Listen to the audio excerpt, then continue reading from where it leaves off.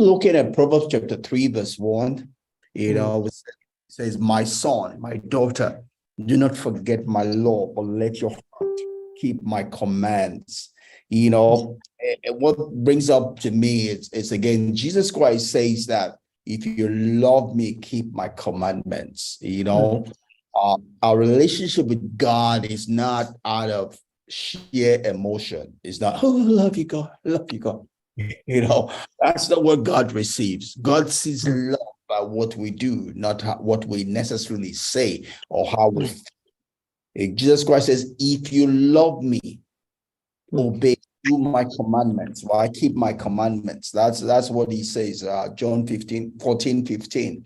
The way we show God love is by obeying him. It's by keeping commands in our heart,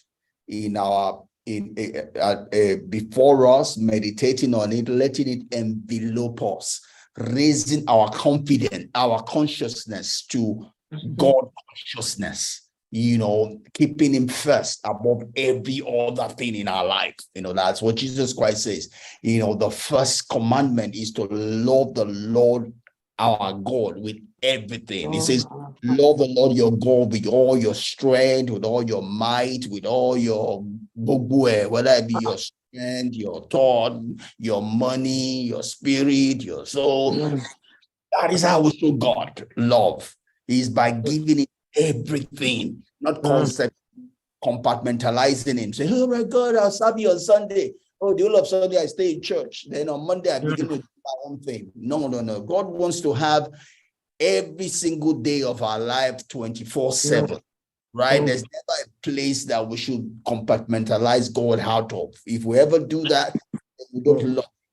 Right? It's a God that's going to have all or nothing. God is not interested in 90%. He's interested in every part of us, right? The way we love him, the way we serve him is to give him everything about us, right? Everything about us has to be sacred. There's no moment that we can take off. Oh, all right, let me go and sin now. Then when I finish sinning, I'll go and confess to bishop or priest, or I'll go and build a church. We only do ourselves when we do that. The God we have come to serve wants everything, and that's what the Israelites saw. They saw that this God is not like the God in Egypt where I can compartmentalize him. I can go to the temple, serve him, then I go and do my own thing. So they said, we don't want this God though. This God is not the God for us, right? It's not that they didn't want a God. They just didn't want this God that wants everything, right? So choice. If we're going to serve God, it's going to be giving everything. He wants everything. That's the first and most important commandment, that we love the Lord our God with our everything, right? It's not a religion. It's not that we come to him, oh, God, heal me.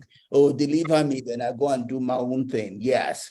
We don't serve him for what we can get from him. We serve him for who he is. Right? If all we're serving for is what we can get from him, then we're not truly serving him, right? We should serve him because of who he is, much more than what he gives. Such that if we don't get anything from him, we will still serve him. The Bible talks about Hebrews 11, says some of those people that pursued God in faith did not receive what they were looking for, right? Because God has for them, right? It's not about what they get this realm. Is about what they get in the eternity.